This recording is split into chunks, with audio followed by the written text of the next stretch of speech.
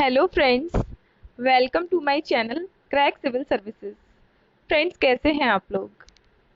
आज का हमारा टॉपिक है एशियान। यूपीएससी भी आरसीईपी के बारे में क्वेश्चन पूछ चुका है। एशियान अपने आप में एक बहुत इंपॉर्टेंट टॉपिक है, तो आज आप लोगों के सभी डाउट्स क्लियर हो जाएंगे। हम इस टॉपिक को डिटेल में पढ़ेंगे। फ्रेंड्स, अगर आप लोग गवर्नमेंट जॉब एग्जामिनेशंस की तैयारी कर रहे हैं, जैसे कि IAS, PCS, state level PCS examinations, UP triple SC, video, SSC, और हमारे चैनल पर नए हैं तो प्लीज़ चैनल को सब्सक्राइब जरूर कर लीजिएगा। और वीडियो थोड़ी सी भी पसंद आई है तो लाइक करना ना भूलिएगा, अपने फ्रेंड्स के साथ भी शेयर कीजिएगा।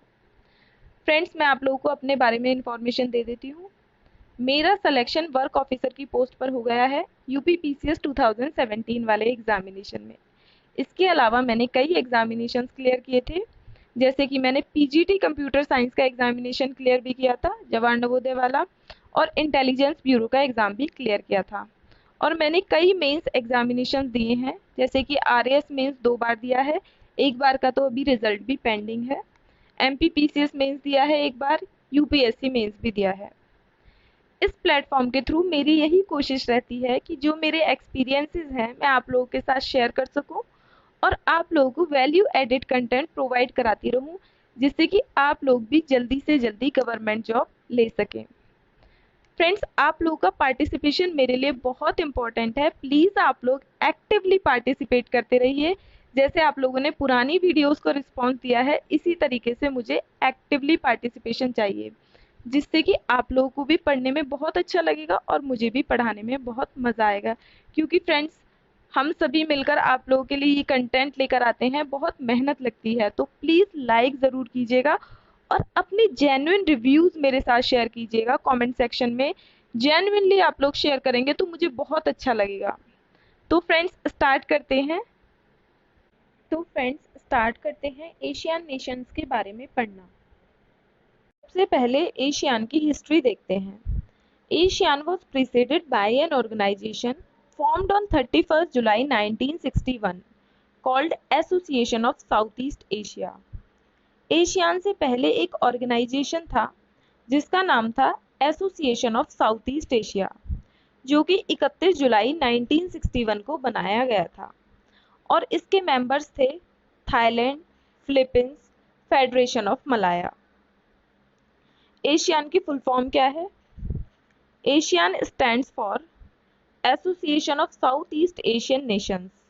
एशियान की फुल फॉर्म है association of south east Asian nations. ASEAN कब बनाया गया था? एशियान 8 अगस्त 1967 को बनाया गया था और करंटली इसमें 10 मेंबर्स हैं। एशियान डिक्लेरेशन को हम बैंकॉक डिक्लेरेशन के नाम से भी जानते हैं। बैंकॉक डिक्लेरेशन के तहत एशियान को बनाया गया था 8 अगस्त 1967 को। एशियान एक रीजनल ऑर्गेनाइजेशन है, क्षेत्रीय संस्थान है। इसका एम क्या है? To promote intergovernmental corporation, governments के बीच में सहयोग को बढ़ाना, and facilitate economic integration among its members. और जो इसके मेंबर्स हैं, मेंबर्स कंट्रीज के बीच में इकोनॉमिक इंटीग्रेशन को बढ़ावा देना। इकोनॉमिक इंटीग्रेशन का एग्जांपल मैं आप लोगों को बताती हूँ, यूरोपियन यूनियन है। तो इकोनॉमिक इंटीग्रेशन का जो हाईएस्ट पॉइंट होता है वो होता है कॉमन मार्केट, कॉमन करेंसी। तो ये सारी चीजें अचीव करना, जिससे कि मेंबर कंट्रीज एक दूसरे की इकोनॉमी को आपस में जोड़ सकें और एक दूसरे को इकोनॉमी को बूस्ट करने में हेल्प कर सकें। यही इसका एम था।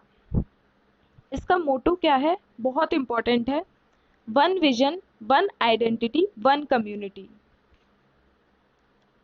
एशियान के सेक्रेटेरिएट हैं जकार्ता, इंडोनेशिया में। बहुत इंपॉर्टेंट क्वेश्चन पूछा जाता है। इसके सेक्रेटेरिएट हैं जकार्ता, इंडोनेशिया में। एशियान यूनाइटेड नेशंस में एक ऑब्जर्वर की तरह काम करता है। यूनाइटेड नेशन में ये एक ऑब्जर्वर है और ये एक एक्टिव ग्लोबल पार्टनर है। कई जगह इसकी पार्टनरशिप दिखती है, कई प्रोग्राम्स में ग्लोबली। करंटली एशियान में 10 मेंबर्स हैं, लेकिन जब एशियान बना था 1967 में, उस टाइम पे सिर्फ 5 मेंबर्स थे। तो अब हम उन 5 फाउंडिंग मेंबर्स को देखते हैं। फाउंडिंग मेंबर्स हैं Indonesia, Malaysia, Philippines, Singapore, Thailand. Map पर देखिए, Indonesia, Malaysia, Philippines, Singapore, Thailand, ये पांचों इसके फाउंडिंग मेंबर्स थे और 5 बाकी के मेंबर्स बाद में ऐड हुए हैं। रिमेनिंग 5 मेंबर्स भी देख लीजिए, Myanmar, Laos, Vietnam, Cambodia, Brunei. तो ये टोटल 10 मेंबर्स हैं एशियान के। अब हम एशियान का इवोल्यूशन देखते हैं वन बाय वन। एशियान 1967 में एस्टेब्लिश किया गया था बैंकॉक डिक्लेरेशन के तहत। 1994 में एशियान रीजनल फोरम आया। इंडिया इसका मेंबर बना था 1996 में, एशियान रीजनल फोरम का मेंबर। 1997 में एशियान प्लस 3 आया।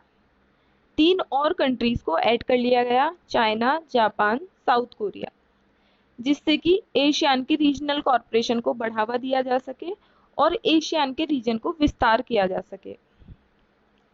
2010 में आया चियांग माई इनिशिएटिव, CMI। ये करेंसी स्वैप एग्रीमेंट है और ये एशियान प्लस 3 मेंबर्स के बीच में हुआ था। करेंसी स्वैप एग्रीमेंट के फायदे क्या होते हैं? देखिए, कई बार किसी कंट्री में इकोनॉमिक क्राइसिस आ जाते हैं, तो एशियान प्लस 3 मेंबर्स ने डिसाइड किया कि अगर किसी कंट्री में इकोनॉमिक क्राइसिस आ जाते हैं तो वो एक दूसरे को इमरजेंसी लिक्विडिटी प्रोवाइड कराएंगे, मतलब इमरजेंसी में फंडिंग प्रोवाइड कराएंगे, जिससे कि वो नेशन उन इकोनॉमिक क्राइसिस से उबर सके, बाहर आ सके। 2015 में एक एशियान कम्युनिटी प्लान आया। ये एशियान कम्युनिटी प्लान बिल्कुल यूरोपियन यूनियन के कम्युनिटी प्लान की तरह ही है। इसके 3 पिलर्स हैं, Asian political security community, Asian economic community, Asian socio cultural community. Political affairs के लिए, इकोनॉमिक अफेयर्स के लिए और सोशो कल्चरल अफेयर्स के लिए 3 पिलर्स बना दिए गए एशियन कम्युनिटी प्लान के। अब हम देखते हैं एशियन किस किस कंट्रीज के साथ अपनी बाउंड्री शेयर करता है। सबसे पहले हम लैंड बॉर्डर्स के बारे में बात करते हैं। एशियन के जो लैंड बॉर्डर्स हैं वो इंडिया से टच होते हैं, China, Bangladesh, East Timor, Papua New Guinea. अब हम देखते हैं मैरीटाइम बॉर्डर्स। एशियन के मैरीटाइम बॉर्डर्स किन किन कंट्रीज के साथ टच होते हैं? India, China, Palau, Australia. ये इंपॉर्टेंट क्वेश्चन यहाँ से यूपीएससी पूछ सकता है डायरेक्टली। अब हम एशियन प्लस 3 के बारे में देखते हैं। एशियन प्लस 3 जो प्रोसेस हैं वो दिसंबर 1997 में स्टार्ट किए गए थे। इनफॉर्मल समिट हुई थी एशियन लीडर्स के बीच में और China, Japan and Republic of Korea के लीडर्स के बीच में। तो एशियन प्लस 3 में कौन कौन सी कंट्रीज आती हैं? 10 एशियन नेशंस, उसके अलावा China, Japan, Republic of Korea. इनका जो फोकस था, एशियन प्लस 3 का जो फोकस एरियाज थे वो थे पॉलिटिकल सिक्योरिटी। हर कंट्री की अपनी अपनी राजनीतिक सुरक्षा होनी चाहिए, सस्टेनेबल डेवलपमेंट, सतत पोषणीय विकास, ऐसा डेवलपमेंट जो बहुत लॉन्ग टर्म के लिए फीजिबल हो और एनवायरनमेंट को कम से कम हार्म करे। सोशो कल्चरल डेवलपमेंट, वहाँ के लोगों का, वहाँ की संस्कृति का डेवलपमेंट हो सके। इकोनॉमिक एंड फाइनेंशियल कॉर्पोरेशन, ये सारे इनके फोकस एरियाज थे। अब हम एशियन प्लस 6 के बारे में देख लेते हैं। एशियन की 10 मेंबर कंट्रीज, उसके अलावा 6 अदर मेंबर कंट्रीज हैं इसमें, इसीलिए इसे कहते हैं एशियन प्लस 6।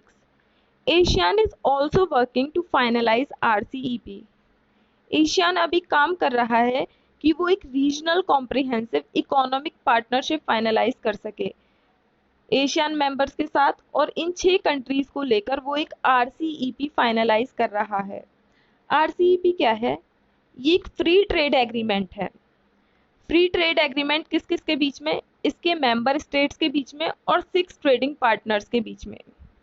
अब हम देखते हैं एशियन प्लस 6 में वो 6 अदर कंट्रीज कौन कौन सी हैं जिनके साथ एशियन RCEP फाइनलाइज कर रहा है जो कि एक फ्री ट्रेड एग्रीमेंट है।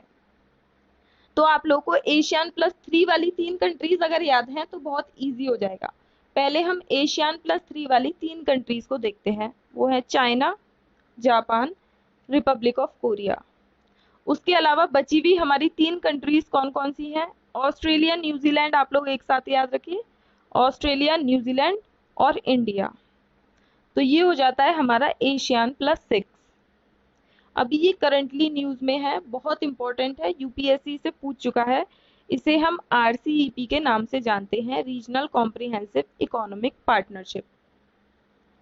अब हम देखते हैं एशियान की strengths and opportunities. ASEAN command a far greater influence on the Asia Pacific trade. ASEAN का बहुत बड़ा शेयर है एशिया पैसिफिक रीजन के ट्रेड में। वहाँ के political and security issues, security issues कैसे हो गए, जैसे कि टेररिज्म हो गया, मैरीटाइम सिक्योरिटी हो गई, तो ये सारे नेशंस मिलकर उन्हें अचीव कर सकते हैं। पायरेसी हो गई, क्योंकि वहाँ पर ओशियंस हैं तो वहाँ पर पायरेसी भी है, उसे कंट्रोल करना, मिलकर ये सभी नेशंस बहुत इजीली इन इश्यूज को अचीव कर सकते हैं।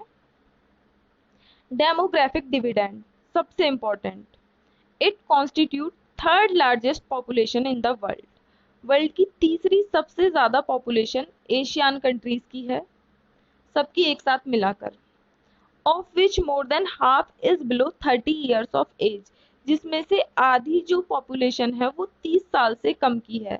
तो एक बहुत ही बड़ा डेमोग्राफिक डिविडेंड है इन कंट्रीज के पास में। हम एशियन के इकोनॉमिक एस्पेक्ट्स को देख लेते हैं। ये थर्ड लार्जेस्ट मार्केट है वर्ल्ड में, जो कि यूरोपियन यूनियन से भी बड़ी है और नॉर्थ अमेरिकन मार्केट से भी बड़ी है।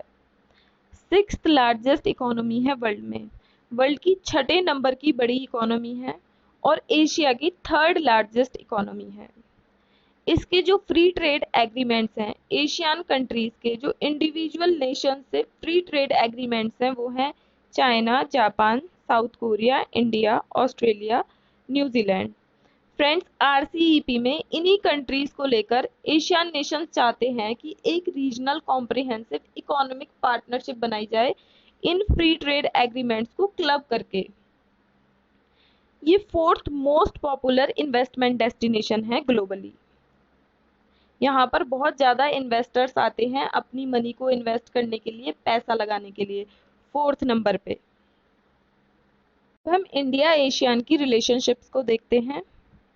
एशियन इंडिया की एक्ट ईस्ट पॉलिसी का पार्ट है, की पिलर है इंडिया की एक्ट ईस्ट पॉलिसी का।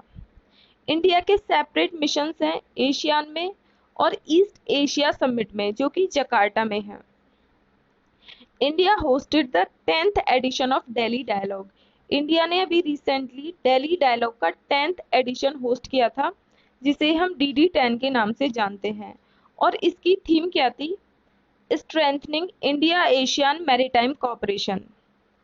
इंडिया एशियन की मैरीटाइम कोऑपरेशन को बढ़ावा देना, जो कि न्यू दिल्ली में हुई थी 2018 में। It is a primer annual event. ये इवेंट हर साल होता है जिसमें इंडिया और एशियन नेशंस डिस्कस करते हैं पॉलिटिको सिक्योरिटी इश्यूज़ को, सिक्योरिटी इश्यूज जो होते हैं, इकोनॉमिक आर्थिक इश्यूज़ को, सोशो कल्चरल एंगेजमेंट को, किस तरीके से सांस्कृतिक एंगेजमेंट बढ़ाया जा सके, लोगों के बीच में कम्युनिटी एंगेजमेंट बढ़ाया जा सके। इंडिया और एशियान्स के जो संबंध हैं उनके 25 साल हो गए थे और 25 साल को सेलिब्रेट करने के लिए एक कोमैमोरेटिव समिट हुई थी 2018 में। और इसी समिट के तहत दिल्ली डिक्लेरेशन रिलीज किया गया था, जो कि किस बारे में था? इंडिया एशियन मैरीटाइम कोऑपरेशन के बारे में था। ये देखिए। तो फ्रेंड्स, आज के लिए हमारा इतना ही है। नेक्स्ट टॉपिक्स देखते हैं हम क्या क्या पढ़ेंगे। एशियन समिट्स के बारे में, ईस्ट एशिया समिट्स के बारे में। Thank you so much friends. Video थोड़ी सी भी अच्छी लगी है तो लाइक करना ना भूलिएगा, हमारे चैनल को सब्सक्राइब कर लीजिए, बने रहिए, आप लोगों को वैल्यू एडेड कंटेंट मिलता रहेगा। Thank you so much.